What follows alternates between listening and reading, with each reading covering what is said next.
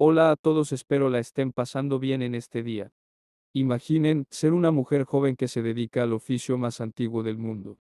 En eso llega un cliente que se ve totalmente normal, se van con él porque contrata su servicio y después no vuelven a saber de ti nunca más.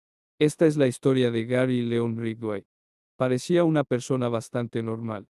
Y es que su contextura era bastante delgada, de 1,70 de alto, era un hombre de familia, veterano de Vietnam y asistía activamente a la iglesia pentecostal yendo de casa en casa y predicando las creencias de dicha iglesia.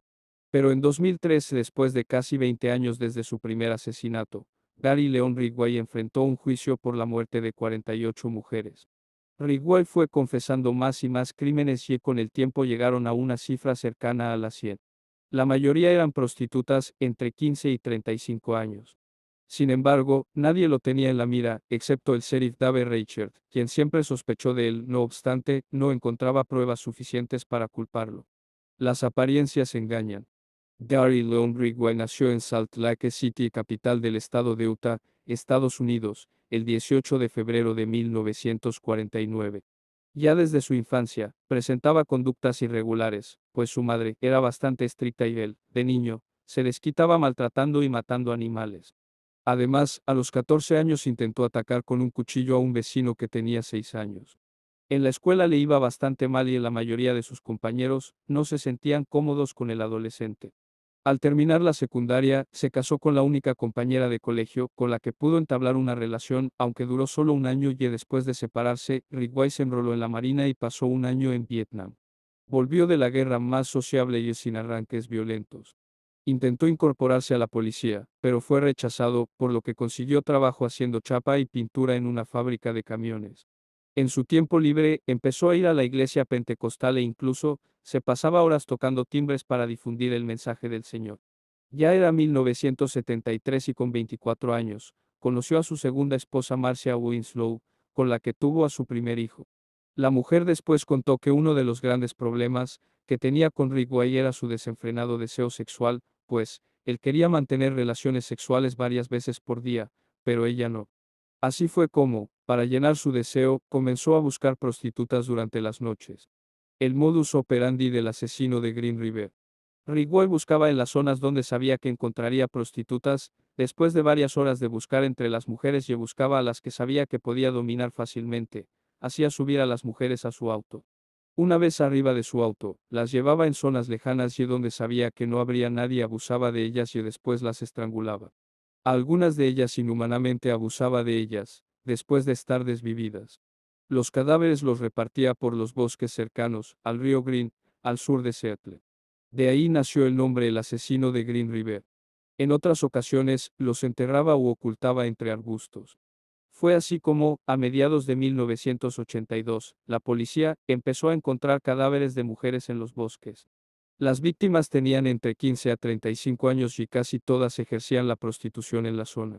Por el modus operandi, la policía estaba convencida de que se trataba de un solo asesino en serie, por lo que formaron un grupo de trabajo, junto con el FBI, de 55 personas para investigar las muertes y atrapar al desconocido que estaba detrás de estas muertes.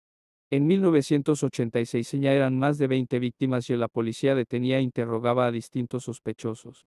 Incluso, Ridgway fue detenido 2 veces en 1983 y en 1986, cuando manejaba su auto por la Ruta 99, buscando trabajadoras sexuales. Pero lo dejaron ir ya que iba solo en el auto y su aspecto no convencía a la policía, pues medía un poco más de 1,70 m y pesaba 70 kilos, un perfil que a ojos de las autoridades, no parecía ser capaz de reducir a una persona para matarla. El asesino, sin ser descubierto, se divorció de su segunda esposa y en 1988 se casó con la tercera, Judith Mawson, con quien tuvo a su segundo hijo mientras seguía asesinando mujeres. Así pasaron 13 años, en los que nadie lo pudo atrapar, pero el sheriff Rachel continuaba sospechando de él, pero no tenía las pruebas suficientes para poder comprobar sus sospechas. La ayuda de Ted Bundy. El caso fue tan mediático, por la crudeza de los crímenes y la cantidad de mujeres que aparecían desvividas en las orillas del Río Verde, que otro criminal de las mismas características se vio interesado en el caso y decidió intervenir. Su nombre era Ted Bundy, un desvividor, y que abusaba de mujeres jóvenes y hermosas, que causó gran impacto en Estados Unidos, Más adelante les contaré su historia en otro video. Siguió la situación desde la cárcel de Florida, donde esperaba ser ejecutado por sus crímenes. Fue entonces cuando le escribió una carta al sheriff Reichert donde se ofreció para ayudar a capturar al asesino de Green River. Ted Bundy dijo lo siguiente: no me preguntes por qué, creo que soy un experto en el tema. Solo acepta que algo sé de esto y ya empezamos desde ahí, decía en el escrito según. El sheriff, al recibir la carta, pensó que Bundy estaba celoso del otro asesino que le estaba robando protagonismo, pero decidió escucharlo de todas formas. Ya en la cárcel, Bundy le dijo tres cosas sobre el asesino de Green River, que seguramente era un ciudadano común y corriente que estaba orgulloso de sus crímenes y que, con toda probabilidad, visitaría los lugares donde dejó los cuerpos de las víctimas para revivir la emoción. Todo lo que dijo Ted Bundy del desvividor de Río Verde se cumplió. La tecnología de las pruebas del ADN recién se volvió conocidas en 2001. La policía sacó las muestras de semen que encontraron en las mujeres y las compararon con muestras de todos los sospechosos, entre los que estaba Rick White. Fue así como pudieron identificar que tenían al hombre que había estado desviviendo y abusando de mujeres por 20 años. Gary Leon Ridgway fue detenido en su casa el 30 de noviembre de 2001 y después fue condenado a 49 sentencias de cadena perpetua sin derecho a acceder a libertad condicional. No obstante, evitó la pena de muerte al confesar todos sus crímenes. Confesiones de Gary frente al jurado.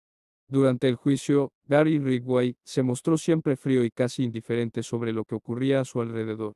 Sin embargo, a la hora de declarar, contó con lujo de detalle cada uno de sus crímenes.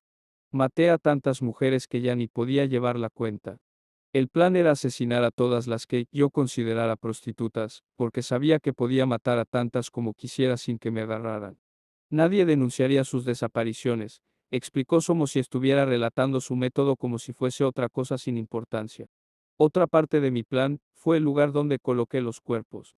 Les quité la ropa y objetos personales para no dejar evidencia de quiénes eran y así resultaría más difícil su identificación, se explayó. Llegó a confesar más de 90 crímenes, pero solo 49 pudieron tratarse durante el proceso, porque en los otros casos, dijo que no recordaba dónde había dejado los cadáveres. Y sin el cuerpo del delito, no se podían sumar a la acusación. El 5 de noviembre de 2003, escuchó la condena, 49 cadenas perpetuas, a cumplir en la penitenciaría del estado de Washington. Las confesiones evitaron que lo sentenciaran a muerte. Durante todo el proceso, Gary Ridgway habló en tono monocorde y escuchó a los testigos, como si no estuvieran hablando de él. Nada parecía interesarle sentado en la silla de los acusados, esperando solamente que todo esto termine para cumplir su sentencia. Solo una vez mostró alguna emoción en todo lo que duró el juicio. Fue al escuchar al padre de una de sus víctimas, en lugar de tratarlo de monstruo como habían hecho otros, le ofreció su perdón. Señor Ridgway, aquí hay gente que lo odia. Yo no soy una de ellas. Ha hecho que sea difícil cumplir con mis creencias. Dios dice que debemos perdonar, y usted está perdonado, le dijo Robert Ruller, mirándolo a los ojos. Entonces, el asesino del Río Verde, lloró. Con esto amigos terminamos con la historia de este desvividor, de Estados Unidos. No se olviden darle like, comentar y suscribirse al canal. Estaré subiendo historias como esta, espero su apoyo para seguir con este canal.